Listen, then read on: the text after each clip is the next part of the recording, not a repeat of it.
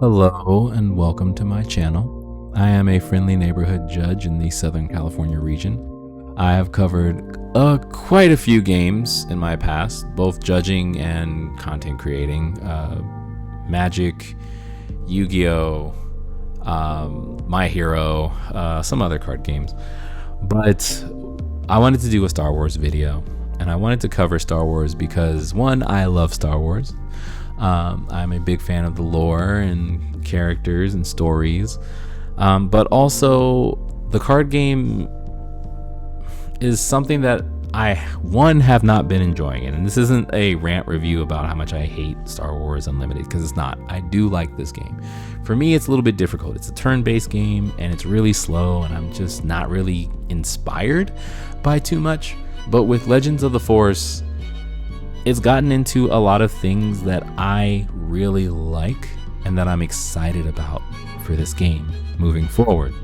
I feel like the devs have been being a little bit too safe, and I know they're scared of power creep and hurting the game, and it is a Disney game technically, and you don't want to ruin the game, but I feel like they've been a little bit too safe up until now. With Legends of the Force, I feel like we're finally getting into the power fantasy that this card game can actually give you. So I've been talking to the Force this morning. That's who I'm going to refer to as the voice in my head when you have that internal dialogue. And I've just been looking at Kid Fisto. This weekend I was talking to a couple of my friends, some of them being Roll On Gaming, which you might see their name on this stream later. I mean, not stream, but this video. And I was mentioning Kid Fisto to our play group at our free play at our LGS this weekend, and no one was really interested in Kid Fisto. They were like hard pass with Kid, and I kind of felt bad about that because I like Kid Fisto. Not to say like they're them not liking the card hurts my feelings. It's just that I see something in Kid Fisto and I'm excited about it. I don't know what it is, but looking at this leader excites me, and I think it makes the gears click, and I wanted to share with you my thoughts. So if you're willing, buckle in. We can pretty much consider this a podcast. It's going to be 30 to 40 minutes of me just talking about Kid Fisto's kit, no pun intended, and what you can do with a leader like Kid Fisto. Now I'm going to narrow down Kid Fisto to green, because green is very popular with the competitive scene and a lot of people care about competitive decks. I am not into building a deck and then just showing you the deck list and letting you net deck it. I don't have an issue with people net decking. For me, it's just I don't know how to build in this game. I know how to judge this game, but I don't know how to build a really good deck. So I'm just going to go over with you some of my thoughts. And if this helps you build a deck, or this helps you get excited about Kid Fisto, or it maybe gets the gears turning for you, or maybe for even another leader, then thank you for listening, and thank you for listening to my rambling and how I talk to the Force. So, getting into the video, I'm not going to do any intros or outros or any video cuts or anything like that, and there's going to be very little editing to this. Kid Fisto, our leader, the topic of today's video. Today is May 19th, 2025. I'm recording this before Legends of the Force is fully released and fully spoiled, and this is also before rotation. So Kid Fisto is a 5-cost leader unit who is hero and aggression. Kid Fisto, focused Jedi Master, has an ability in the leader zone that states action. Pay 1 resource, tap this card. If you attacked with a Jedi unit this phase, deal 2 damage to a unit. Now, for me, that is interesting. A lot of people are writing this card off as like, this effect is just trash, right? Oh, okay, I attacked with the unit, I have to pay 1 to deal 2 damage to a unit. Well, I like that it doesn't specify arena. It doesn't say 1 ground unit has to take 2 damage, or 1 space unit has to take 2 damage. It doesn't say deal 2 indirect damage. It doesn't even say enemy or friendly unit. And I'm saying that for a reason. With Legends of the Force, I love how they did Darth Maul, but after seeing Darth Maul get played and understanding the rules, you have to deal with 1 damage to something and 1 damage to something else. Even if that's one of your own units, right? You have to deal 1 damage to something and something else. With him, you can turn that ability on and target something specifically because you are targeting the unit that you want to deal 2 damage to. And even at this point, there isn't anything that has grit, Jedi wise, that I've seen from the spoilers. But if there is something that has grit, he can deal 2 damage to it and it gets 2 damage stronger, right? So I like that open ability where, yes, with Darth Maul, you can hit third brother, I think it was, who has pseudo grit, where you can deal 1 damage to him and then 1 damage to something else, or if he's the only target on the field, you have to do damage to him regardless. Kid Fisto was like, okay, I'm going to do 2 damage. If we get something with grit, that's 2 damage stronger, right? It gives you a reason to hit your own unit. Or if you need to ramp and your unit, which we'll get into later, is at 2 health or 3 or 1 health, you can then hit your own unit to ramp, right? If you know what unit I'm talking about, then you know. But we'll cover that in a bit. So I'm not going to get into the flip side yet because I'm going to build up to his deploy side. So let's talk about some cards that we have available. First up, we have Adi, Gallia, Stern and Focused. She is a 2-drop, 2/4 heroic aggression Force Jedi Republic. And her effect is when an opponent plays an event card, deal 1 damage to that player's base. I know right now Force Throw is the boogeyman of the format. Is it going to get banned? Is it not going to get banned? I personally would not like for it to get banned, and I know people have been making an argument that that card is broken, it's overpowered, it should get hit, especially with Legends of the Force. But I feel like she gives you a reason to punish them for playing Force Throw, right? They're going to pay 1 with a resource and then also pay 1 with their health. They're going to take 1 point of damage and use a resource to play Force Throw as long as she's on the field. And that can ultimately make someone not want to play. Against an aggro deck, you don't want to lose health, right? Because every point that you lose of health, of HP, is that step closer to them winning. And she gives you that retaliation. She's like a counter card, right? I play this event, I take 1 damage. She is the counter. I'm dealing 1 damage to you. And I like that. I would like for Force Throw to stay in the game, mostly because of her. Yes, she's not going to be in every deck, right? She's not, outside of the scope of this video, she's not going to be in every deck because she's heroic aggression. But she gives you a reason to have a counter against a card like that you're maybe afraid of, or even Daring Raid. You play Daring Raid and deal 2 damage to something, she deals 1 damage back, right? You're paying for that cost to use that card with your life. So I like that. I think that's cool. Plus, if someone plays Force Throw, she can survive that. She has 4 health. What are they going to do? Make me discard a 1 cost, 2 cost, or 3 cost unit? She survives that hit and they still take damage on the other end.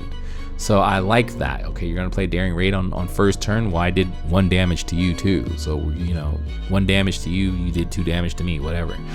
I just like her ability, and I hope Force Throw stays in the game. Anyway, moving on. She is a Jedi. She is a card for Kid Fisto. We also have Jedi Counselor. Jedi Counselor is not the card we were just talking about, because I was saying she is. I already switched over to the next page. Jedi Counselor from Star Wars The Old Republic. The MMORPG is one of the starting classes, and Jedi Counselor in this game is a 2-cost heroic command that is a 1/4 Force Jedi, and it has this awesome ability. This ability is action. Tap this card, use the Force, which means lose the Force token, and you get to play a unit from your hand, and it costs 2 less. With Jedi Counselor, guess who costs 2 less and gets to be played for free? It's already adding synergies. I've given you 2 cards out of your 12 or 15 opening hand cards, right? These are both Jedi that arguably, would you be sad that this is how you start the game? No, this is not how you would be sad starting the game. They're both going to survive some hits. They're both going to do something for you, right? Your opponent's not going to want to play events, and they're going to take that 2 damage, then they're going to take another 2 damage from Kit Fisto somewhere on the field. And then with Jedi Counselor, yes, he's not attacking, but you don't need him to attack. He's going to play her at a discounted price. I just don't like butchering card names, so sorry if I just keep referring to this card as her. Adi, 80. But also it gives you a cost reduction on cards like Jedi Knight, right? Which then you can play for 1. Jedi Knight, also another starting class from Star Wars The Old Republic, is a 3-drop heroic aggression 3/3 force Jedi that has, when played, if you have the initiative, deal 2 damage to an enemy ground unit. I don't think the enemy ground unit specification of Arena is so great. I mean, it's great against Sentinels on the ground, and they already said they're moving us back towards playing on the ground, which I think is going to be good. There's going to be a lot of ground units in Legends of the Force when it comes out, when it's played. People are going to get back on the ground, and I think she's going to have a really good space in there, especially with Kit Fisto doing 2 damage. One example I like to give of to why I like Kit Fisto's effect and pairing it with Jedi Knight is because it deals with Sentinels, right? She comes in, you have the initiative, she deals 2 damage to a Sentinel that your opponent had on the field, like Cell Block Guardian or Echo Base Defender, or the other one that's in blue that's a 2/4 that I forgot the name of it, and it's a Underworld and it's a villainy card. Anyway, Sentinels are usually 3 or 4 health at low cost, and she's going to deal 2 damage. She's a 3 damage unit. She can attack into it. You know, she already did her damage when she came in. Kit Fisto's going to punish something else if you still have resources over because of the cost reduction from Jedi Counselor. So you used the Force, you paid 1 to play Jedi Counselor. Let's say you ambushed with it for some strange reason, ECL. Then after that, you pay the 1 for Kit Fisto to deal 2 damage to something else, right? So you're gonna get a lot of benefit out of Kit Fisto, and this is where I see Kit Fisto being useful in the leader zone, right? I don't see this as a write-off effect. Plus, you also have cards like Obi-Wan Kenobi. Obi-Wan Kenobi paired with Jedi Counselor comes in at 1, right? Obi-Wan is a 3-cost unit that is Heroic Command, which is a 3/5 Force Jedi Republic, and says when you play a Force unit, including this one, this unit gains Sentinel for the phase. So when he comes in to the battlefield, he's a Sentinel. He's going to survive a lot of hits. Is he going to survive Force Choke? No, he's not. But you're going to get a free draw off it, right? And if Adi's on the field, they took 1 damage, you got a free card, and you lost a Sentinel. I think that's a good trade-off, to draw a card, deal 1 damage, and lose Obi-Wan Kenobi to an event. I think that's a good trade-off. I don't know. Maybe not for you, but it is for me. But looking at Obi-Wan Kenobi, he's going to protect your Jedi Counselor, which is going to have a huge target on his back the moment he hits the field, because no one's going to want to give you a cost reduction. And then let me throw this at you. Let's say that you have extra resources for some strange reason, or maybe this is later in the game. You use Jedi Counselor to play Obi-Wan Kenobi for 1 resource, and then you have 3 more resources available. Let's just say you're at 4. You have 3 more resources available. Well, you can throw General's Blade onto Obi-Wan Kenobi. Now, when Obi-Wan Kenobi attacks, you get a cost reduction of 2 on the next card that you play. And if you use Jedi Counselor's effect, that's -4. What can you do with -4? Can you play a free card? Yes, you can, because you can play Eth Koth. You like that? You like that transition there? Yeah, that was nice, right? But you get to play Eth Koth in this deck. Eth Koth is a great card for Kit Fisto. ETH cost is a 4-cost heroic command 5/4 Force Jedi Republic card that has the effect of, when defeated, you may use the Force. If you do, put this card into play as a resource. The reason why I like ETH Koth is because if you're playing ECL or something that gives ambush, what happens with this card? This card kills Sabine, and then you get a resource, not a resource out of it. That's going back to our earlier conversation that I said I would cover. You're going to kill Sabine off the ambush, right? You're going to take your damage. You have 2 health left, and guess what? Kid Fisto can finish off ETH Koth because you attacked with it with ambush. It's at 2 health from attacking Sabine. It's got 2 health left. Kid Fisto finishes off ETH Koth, and then you ramp into Kid Fisto coming out that turn. That sounds like good synergy to me. Plus, if you don't get punished, let's say you don't kill ETH Koth on that turn by attacking with ambush and ETH Koth and killing something or someone. Let's go into another scenario. We'll use General's Blade. Again, General's Blade gives +3/+3, and equipped with a Jedi, it gives -2 to the next card you play. ETH Koth becomes an 8/7. Who wants to leave an 8/7 on the field that is giving ramp to your hand, right? Think about that. So there's some fun that you can have with this. Like, there is good things to have. I think this is already proving that this is a good deck. But we haven't gotten to the flip turn yet. We've talked about doing that, but let's get back to it, right? So let's get back to Kit Fisto and flip over. Kit Fisto, when deployed, is a ground unit, 5 cost, heroic aggression, 1/6 Jedi Force Republic. I did that out of order. And has Saboteur, and has a passive ability. Now, the thing that bothers me is that everybody is like hard pass immediately on Kit Fisto because of the fact that it is a 1/6. And what I'm going to say right now is not going to change your opinion on that until we get to the end of what I'm going to say about this. Kit Fisto's passive gives him +1/+0 for each other Jedi unit on the field. All right, friendly unit. Sorry, let me specify friendly unit on the field. So for each other than himself Jedi unit, he's going to get +1 damage. Well, if we've played things out the way that we would have, I'm pretty sure this card would have already been gone. Jedi Counselor might still be alive, might not, because of Obi-Wan taking the brunt of the damage as a Sentinel. ETH Koth, we would definitely have rammed into something in order to get the ramp to play Kid Fisto. Kid Fisto comes out as a 2/6 if Jedi Counselor is still on the field, right? Now, if you did not do that play and you do not deploy Kid Fisto on that turn, there is something else you can do. That something else is Paladin Training Corvette.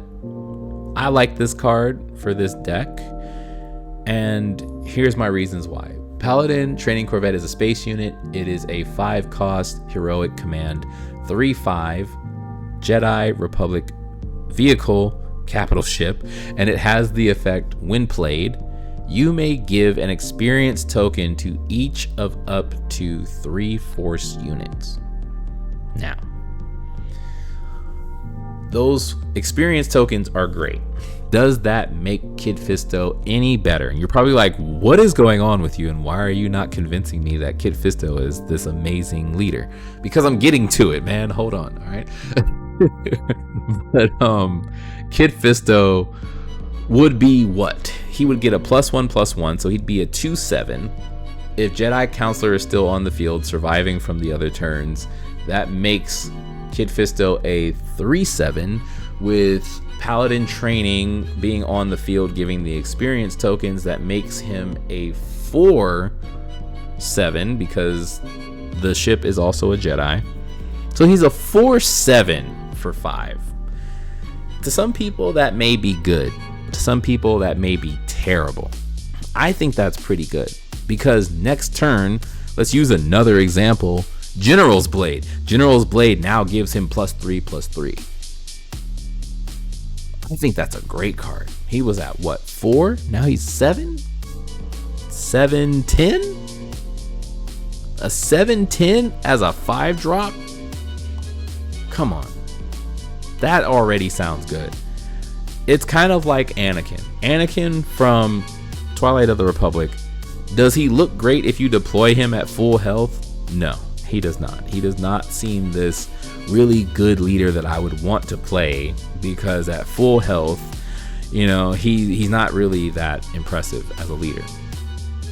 But if your base has damage on it, and then Anakin swinging for 8 damage plus General's Blade or whatever other upgrade you want to put on him, he's swinging for +10. Kit Fisto is exactly the same way, and that's how I see Kit Fisto. I see him as the card that I wanted Ahsoka to be in Twilight of the Republic, if you catch what I'm throwing, right? Because Kit Fisto technically has the same stats. He is a 5-drop, just like Ahsoka from Twilight of the Republic. Cares about other units being out on the field and doing things. Ahsoka had coordinate, and that's the thing that I think that people hate about Kit Fisto, is that his passive reminds people of coordinate as a mechanic, and people despise coordinate. I didn't think it was so bad, but I'm not a competitive player, so in my opinion, it doesn't matter. But I think coordinate wasn't as bad. I've built plenty of decks with Twilight of the Republic, and I haven't had an issue with coordinate being online. But his passive makes people feel like it's coordinate all over again, and that's a bad feeling for a lot of players. But I think if I had this Kit Fisto in Twilight of the Republic with Ayla, with Anakin, with Kit Fisto's unit, the 6-drop 7/6, playing ECL, oh man, we could have did some stuff, right? Because Ayla would be taking out units. You'd have Shock T, maybe, if she can survive, right? You would have maybe some other units, but you would definitely be able to get him to a certain power level, right? Where he would be able to do some significant damage. General's Blade giving him +3/+3. Let's use that as an example. So he would be a 4/9. You play another Jedi unit, he becomes a 5/10. No, I'm sorry, a 5/9. Sorry, bad math. He becomes a 5/9, because I'm thinking about the +1/+1 counter. So he becomes a 5/9. That's a great stat. You're going to get a cost reduction on the next card you play, -2, so that allows you to play another Jedi. So if you're playing Ayla, then you're going to get to first strike another unit. That pumps him up. Again, you have You're My Only Hope to cheat out some other high-cost Jedi at 5 and 6 to play them for cheaper or for free. And then you have some other cards in other colors. If we were to play Cunning, you would have, now there's 2 of them. There are other cards that you can play in other decks, but I'm just saying in general, Kit Fisto has more to him than just, being a hard pass because he has bad stats. I think he has good stats. I think he has great stats, to be honest. I think he's a great leader who can do a lot of damage, and people are just overlooking him because they're just looking at him for face value and not the fact that he is a tribal leader. If you're familiar with Magic the Gathering, tribe leaders are leaders who get like +1/+1 or +1/+0 for each member of that tribe that are on the field currently at that time. Kit Fisto's tribe is Jedi. That's what he cares about. So as long as there are more Jedi on the field, he's getting a bonus in damage. And then if you give him upgrades, if you give him +1/+1 counters or modifiers, he just continues to get stronger until he can swing for 10 or 12 or 14 or 15 or even 20 if someone allows you to do that. Don't know why they would allow you to do that, but if he gets to that point where it just gets out of hand, Kid Fisto is a game ender. He's gonna OTK somebody, you know, and that's the thing you want from an aggro leader. You want to be rewarded for playing your game, and I feel like that's what Kid Fisto brings to the table of Jedi leaders from this new set. Where can he compete with Sabine? Possibly. Is he a good candidate? Possibly. I think he's a great candidate. I would play him over Sabine. You call me crazy, call me wild, say I'm mad, but I would have a lot more fun playing this Jedi tribal aggro leader that's rewarding me for playing the cards that I want to play, being these cards that we've already talked about that I want to play. I want to keep them on the field. I want to play more copies of them. And hey, look, I'm getting benefits for doing it. That's my argument with Kid Fisto. Something I want to talk about, to veer off topic a little bit, is his ship. So Kid Fisto's Ether Sprite is a space unit, 5 cost, heroic aggression, 4/5 Jedi Republic vehicle fighter. It also has Saboteur, just like him, and it has the effect of, when played, you may defeat any number of upgrades on a unit. At this moment, I don't see a reason to destroy your own upgrades because it does not specify ground, space, friendly, enemy. It just says upgrades on a unit. If there is something that gives you a benefit for an upgrade being destroyed in the future, this would be a great card to have as a combo potential in the main deck. But right now, I think this is a really good side deck card, and I just wanted to point that out because, you know, if your opponent is playing Vader or Piet or Boba Fett or Asajj Ventress or any pilot, you know, Wedge or something, or pilots, Poe Dameron, you know, and they're playing these pilots that are going to hit you hard, IG and other stuff. I think this is a good card to side deck in to deal with those threats. And that's all I'll say about this card. I think it's a good side deck card until we find something to combo with it that makes us want to destroy an upgrade other than just for survival or for just removing a threat. If your opponent is playing Darksaber or something, or, you know, they're playing Darth Maul and they play Darth Maul's lightsaber, or Qui-Gon, you know, you want to keep them reined in. This is a great card to have, but I don't think it beats Paladin Training Corvette in my mind for this build, at least. And this is just me suggesting cards. Moving forward, because I don't want to hold you up all day, I did say this would be a 30 to 40 minute video. Sorry, losing my voice. Directed by the Force, I think fits very well in this theme, this structure, this deck idea. And the reason being, I think, for me personally, I think Directed by the Force would be great with a card like R2. R2-D2 from set 1, I believe, would be a great fit for this as a turn 1 play, because you're getting a Force token, you're playing R2, and as I mentioned earlier, if you're playing a card like You're My Only Hope, which gives you a free card off the top of the deck, if it's 5 or under in cost, you're going to get a Force token, which powers up your Jedi Counselor. You're also getting to play a 1-drop unit, which is R2-D2, which then lets you look at the top card of your deck, and you're doing something, right? First turn, if that was my first turn playing Directed by the Force, an R2 unit, and setting up for Jedi Counselor next turn, I think that would be great, right? Another thing that helps with all this, I'm gonna get out of topic because I just thought about this, is Ataru Strike that was previewed by Volaan Gaming, which I love those guys, they're my friends. Ataru Strike lets you ready a unit, right? Do you have to attack with it? No. It is a aggression event that says ready a Force unit with 4 or less power. You can use that to ready Jedi Counselor, use its effect, get the cost reduction, right?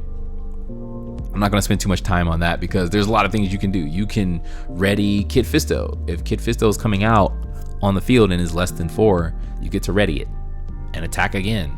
Or your Jedi Knight or your Obi-Wan Kenobi. You know, there are ways that you can do things with just what I've shown so far. Of course, not Eth Koth, but Obi-Wan Kenobi, Jedi Knight, Jedi Counselor to use the effect, Adi just to do some damage, Kid Fisto just because if it's under 4, you can swing in with it. Or you can deploy him, attack with what he has. Let's say he has 2 or 3 damage.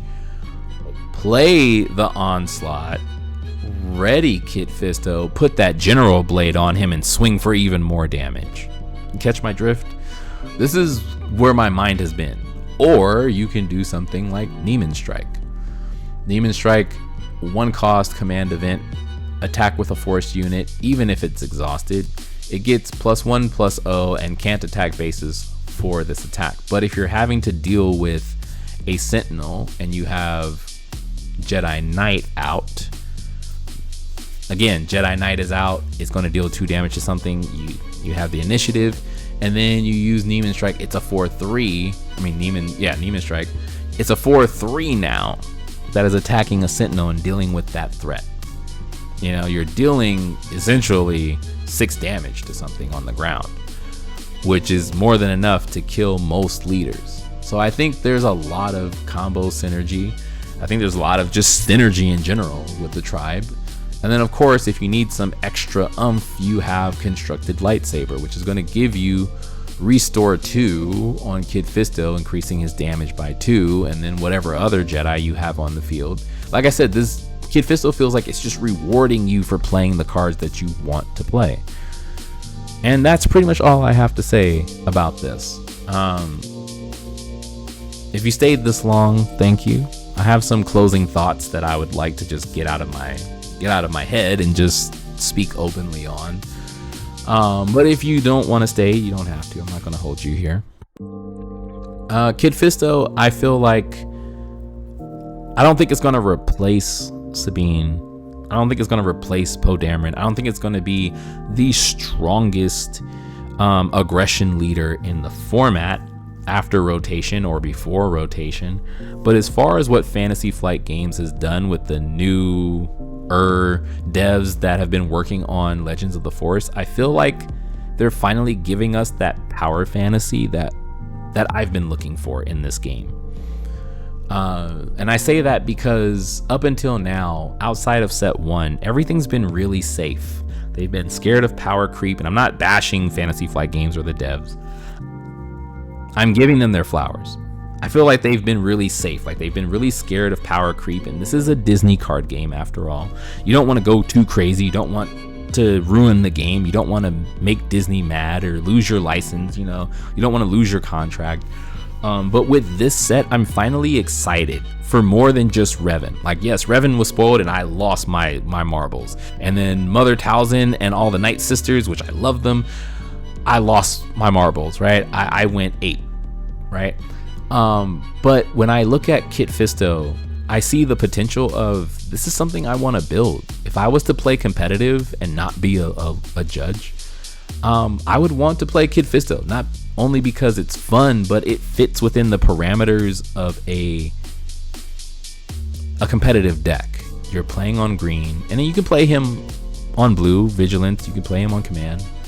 You can play him on Cunning, you can play him on Double Aggression. I'm pretty sure people can come up with ideas, given with the video I've laid out if they've watched it.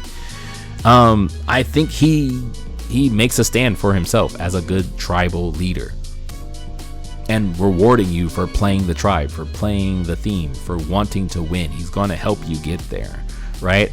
I think that he has a very strong argument for a good top end aggro leader. I think other people will just literally just ignore him, will just turn the other cheek and be like, oh, Kid Fisto, oh my god, why are you playing that card? And I think some people will be mad that they got him as a showcase, because they look at his stats and they go, this is a weak card, it's trash, I don't want it. And for me, if I pull him as a showcase, I'm going to be so happy because of what I've laid out in this video. I'm going to build this deck. So somehow. I'm going to look at cards like Now There's Two of Them, You're My Only Hope. I'm going to look at other cards like Ezra from set 1. I'm going to look at R2D2 from set 1. I'm going to look at cards from Twilight of the Republic. I'm going to look at War Juggernaut. I'm going to look at Anakin Skywalker from Twilight of the Republic, Kit Fisto's unit. I'm going to look at Ayla Secura. I'm going to look at Yoda from set 1 if I'm playing Vigilance. I'm going to look at Kanan. I'm going to look at Ahsoka. I'm going to look at all these other cards that are Jedi that are also Republic. We haven't even gotten into the Republic side of things from Twilight of the Republic. There are so many clones that support what Kit Fisto wants to do in this deck, right? Kit can do so much with the Republic side, with the Jedi side. Yes, his flip side only cares about Jedi, but early game you can get some restore off the 501st units. You can get, I forgot which card it was, but allows you to get +2 damage when it's played. It's like the Maz plus Maz in Legends of the Force. She gives a Force unit +2 damage. Just like the other cards that support. Like the Fleet Lieutenant for Rebels, and like what was it? Snowtrooper Lieutenant for Imperials. Maz does that, but then there was also a Republic version of that. I forgot the name of that card, but Kit Fisto is Republic, so you can throw those 501st cards, you can throw those clone cards in there and still have a good support for him in all aspects. No pun intended. That's just my final thoughts. I think that Kit Fisto is really good. I like the design. I like how they're giving us some reward for playing a theme. I like how they're giving us power. There's a power fantasy in Star Wars, and I feel like the card game up until this point hasn't given us the power fantasy. It's been really safe. They've been scared of power creep, and I get it. From a business side and working in the card game industry, I know you don't want to ruin your game. You don't want to make the fans angry. You don't want to get people to stop buying your cards or lose interest in your game, and then your contract gets taken away. I understand all that from working in the card game industry for a lot of years. But with this set, I can say I'm actually excited for the entire set. I want to build so many different decks, and I want to thank Fantasy Flight Games for that. I'm not a sponsored video. I'm not a sponsored YouTuber. I'm just a judge that just had an idea that wanted to get it off my chest. And Fantasy Flight Games and the people who worked on this set and who are working on this set and whoever did the revisions and the multiple versions of Kit Fisto, I like where he landed. I think it has a lot of potential. I think it has a lot of play in the competitive scene. And if I'm wrong, I'm wrong. If this card never shows up in a competitive scene or never gets to day 2 or never gets top 64, then hey, maybe it was just me being crazy. You can just call me Crazy V. I don't care. But I still feel like this is a great deck idea that can fit in all the different aspects where there are multiple builds that can all do what you want it to do when you're looking at Jedi and Jedi support, and even Republic to an extent. Like I said, War Juggernaut is a Republic card. And that's my final thoughts. I think Fantasy Flight Games is knocking it out the park with Legends of the Force. It makes me excited for the set afterward, but the fact that we got Revan, we got really good cards, we got really cool cards from the video games, and from Legends, like, I like that. I like that they kept their word on that, because they did mention this a long time ago in a stream, that the creator of the game, I forgot his name, and I'm sorry, I'm in the middle of a long video. He had said in an early live stream that he wanted to cover all forms of Star Wars, from the video games to the comics to the books to the TV shows to the movies to outside what if situations. And I think they're doing that. He's following through on what he said. We've got cards like Revan, Darth Malak. Maybe we might get Darth Kreia. Maybe we might get Exar Kun. Who knows? Maybe we might get the Stranger from the Acolyte, or I would love his card and his lightsaber. Maybe we will get Darth Plagueis. Who knows? But seeing what they've done so far, and seeing what he said and how they're following through on what he said and what he wanted to cover. We've gotten characters from comics, we've gotten characters from novels, we've gotten characters from video games, and we've gotten bases from video games. I hope to see more of that. I hope to see Republic Commando and those clones in the game as cards. I hope to see references to those events of video games, Jedi Academy, and other video games other than just Knights of the Old Republic and Star Wars The Old Republic and stuff like that. I hope to see other references from other games. And I think that's exciting.